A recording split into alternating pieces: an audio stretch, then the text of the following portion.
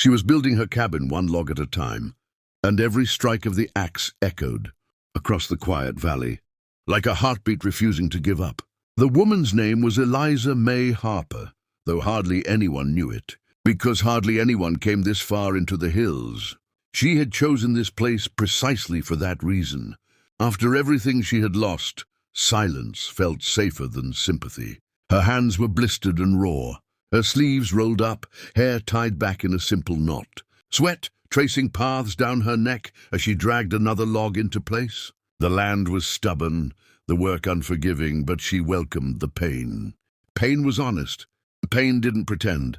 She had arrived here months ago with nothing but a wagon, a few tools, and a promise she had made to herself, beside a fresh grave back east, a promise that she would survive, even if she had to do it alone. What she didn't know was that she wasn't alone. Not really. From the tree line across the meadow, a man stood watching her every single day, though he had never let her see him. His name was Caleb Whitmore, a widower whose heart had been buried alongside his wife and child 5 years ago. The ranch he owned stretched wide behind him, full of cattle fences and empty rooms that echoed too loudly at night. When he first noticed smoke curling up from the valley, he thought it was a traveler passing through. Then he saw her, small against the massive wilderness, lifting logs far heavier than anyone should carry alone. Something inside him stirred that he had long believed dead. At first, he told himself he was only watching to make sure she wasn't a threat. Then he told himself he was watching to make sure she didn't get hurt. But the truth was harder, deeper, and far more dangerous. He was watching because she reminded him of the life he had lost, and the family he had stopped, believing he deserved Eliza, had learned quickly that the land did not care about her grief. The ground was rocky, the winters sharp, the nights long. Every log she placed was measured, every nail driven with intention. She spoke to herself while she worked, not because she was lonely, but because the sound of her own voice reminded her she was still here, still breathing, still fighting. Those who had told her she couldn't do this, men who had laughed when she said she would build her own home, women who had whispered that a widow, alone in the wilderness, was asking for trouble. They hadn't seen the way she had been left behind, how helpless she had felt, watching sickness steal the man she loved. She had been powerless once. She would never be powerless again. As she stacked the logs higher, her arms trembled, and once, just once, she nearly cried out when the weight shifted too fast. She caught it barely, knees buckling as the log slammed into place. She sank to the ground afterward, chest heaving, dirt clinging to her palms. That was the moment Caleb almost stepped out of the trees. His boots moved before his mind did, his hand reaching forward as if distance alone could be crossed by will. But he stopped himself. He always did. He told himself she hadn't asked for help. He told himself she didn't need him. And maybe, deep down, he told himself that if he stayed hidden, he wouldn't have to risk wanting something again. Caleb had not planned to care. The first day he saw her, he'd simply paused on his horse, curiosity flickering briefly before he intended to ride on. But she swung the axe with a fury that made him stop. Not graceful, not delicate. Every strike carried something raw and unresolved. He recognized it because he carried the same thing. Grief didn't always look like tears.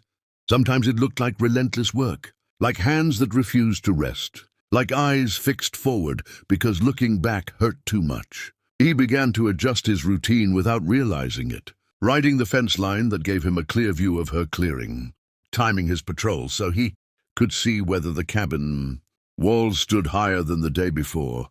He noticed small things, the way she favored her left arm when she was tired, the way she paused before lifting each log, whispering something under her breath like a prayer or a bargain with the world. At night, when he returned to his house, he found himself standing in his daughter's empty doorway, wondering what it would sound like to hear laughter again, wondering what it would be like to sit at a table with someone who was alive. Those thoughts scared him more than the loneliness ever had Eliza, sensed she was being watched, long before she ever saw him. It wasn't fear that crept into her bones, it was awareness. The woods had a way of speaking if you listened closely. Birds going silent, The strange comfort of not feeling entirely alone. She told herself it was nothing. Just her imagination after too many nights by herself. Still, she slept with her rifle close and checked the tree line every morning. Before she worked, she wasn't naive. A woman alone attracted attention, not all of it kind. But days passed, then weeks, and nothing bad happened. No tracks near her cabin, no missing supplies. Whoever or whatever was out there meant her no harm. After the storm, nothing returned to the way it had been. No matter how hard, they both pretended otherwise. Caleb came back the next morning with a brace for Eliza's ankle, food wrapped carefully in cloth, and a quiet determination he hadn't felt in years. He told himself it was just neighborly decency, the kind the frontier demanded. But his heart betrayed him every time he saw her sitting there, stubbornly upright despite the pain, refusing to look weak. Eliza hated needing help, hated the way her hands trembled when she tried to stand, hated how easily he read her exhaustion without her saying a word. Yet she let him stay. She let him fix small things on the cabin she could no longer reach.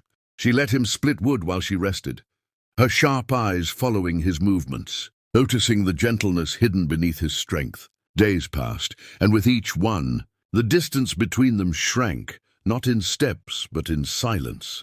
They talked while working, careful at first, then slowly less guarded. Caleb spoke of the ranch, of cattle and fences, of land that felt too big for one man. Eliza spoke of traveling west, of choosing this valley because it felt untouched, like a place where grief hadn't yet learned her name. Neither mentioned the dead, not yet, but they hovered between every word. The truth came out one evening when the fire burned low and the air turned heavy with memories. Eliza asked about the small wooden horse she'd seen hanging from his saddle. Caleb's jaw tightened, his eyes fixed on the flames as he told her about his daughter, how she used to ride on his shoulders, how she laughed like the world could never hurt her, how sickness took her first, then her mother soon after. His voice broke once, just once, and Eliza reached for him without thinking. Her hand rested over his, steady and warm. She didn't offer comfort in words. She offered understanding. When it was her turn, she spoke of her husband, of building dreams together that never got the chance to stand. She admitted that this cabin wasn't just a home, it was a declaration. That loss would not be the final chapter of her life. Tears came then, quiet and unashamed, and something unspoken settled between them, fragile and powerful all at once. But love, especially between wounded souls, never arrives without resistance. Rumors spread quickly in nearby settlements. A lone woman living on a rancher's land drew attention, and not all of it kind. Men came under the guise of concern, eyes lingering too long, words sharpened with judgment. Eliza felt the old fear creeping back, the reminder that independence came at a cost. One night, someone tried to break into her cabin while Caleb was away. She fought back, fierce and unyielding, but the fear stayed long after the threat fled. When Caleb returned and saw the damage, he offered her a place in his home, not as charity but as safety. Eliza refused at first, pride burning hot, until she realized the refusal wasn't strength anymore, was fear of wanting something again. The turning point came when the cabin stood finished at last. Eliza stood before it at dawn, hand resting against the rough wood, feeling both triumph and sadness. She had built it alone, but she didn't want to be alone anymore.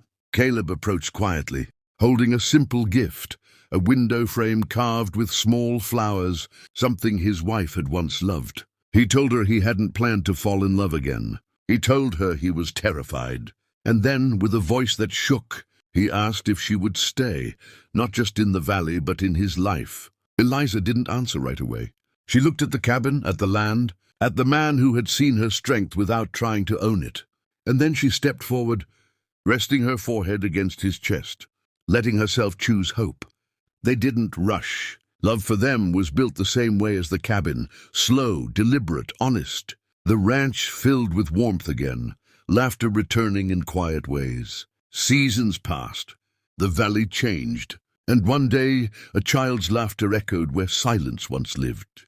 The cabin remained, Not abandoned but cherished, a reminder of where Eliza had learned that survival was only the beginning.